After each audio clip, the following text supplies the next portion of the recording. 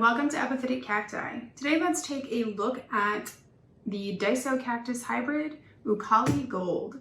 I've had this plant since April of 2020, so I've had it almost 2 years. This is one of the plants that I started from cutting in the propagation video. Some plants are just really fast growing when they have that really strong Disocactus lineage. So this is going to be one of those.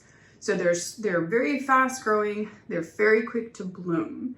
And that is not always the case for some other types of hybrids. Like if you have hybrids that have a tendency to have like the much thicker branches, much wider growth, they don't usually grow quite as quickly, and they definitely don't usually bloom quite as quickly. So I think sometimes some of the hybrids compared to other hybrids, it can be kind of confusing because it's like, well, you know, that person has blooms in 1 to 2 years, but a lot of times it's because they're really small, really close to species Disocactus hybrids, which this one is. This is a Rudolph Hessing hybrid. It is a Disocactus aurantiacus hybrid. So aurantiacus is a really interesting species. It's kind of like this yellowish orangish color. This one has this beautiful yellow gold coloration on it. It has very long, very elegant, beautiful branches. So here you can see how long and elegant these branches grow. This was going to bloom earlier in the fall, but it started to bud just before Thanksgiving. I went off on vacation for a few weeks. And when that happens, I don't keep all of the lights on and I don't keep all of the fans running and everything. And so this poor kid suffered from extreme bud blast and it never really made it to bloom. But apparently it was like, I just really want to bloom. So a few months later, you know, here we are at the beginning of February, it is blooming again. So I highly suspect that this one is going to be very floriferous, just like many of the other Disocactus hybrids. So I picked this one up from Henny's Epiphyllums, really good Facebook seller. So why don't we zoom in and take a closer look at this rather exceptional flower. Here we can see this beautiful flower. It's got a really beautiful shape.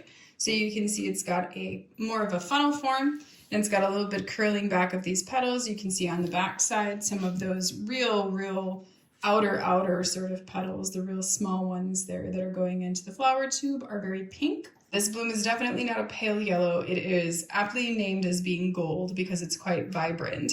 It has, if you look very closely at the edges of the petals here, you can see that it has an outer edging to these petals that is somewhat of an orange color. So it looks like just the outer petals here.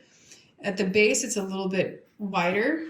And then as it gets towards the ends of the petals, it becomes more of just kind of an outer outline. And then the very back petals don't really have it. There is somewhat of a darker color here, but it's not of the same caliber. It's not really of the same darkness.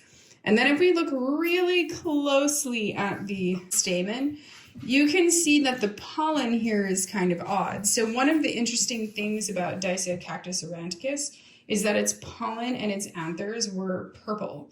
So you can see these are somewhat of a pale purple color.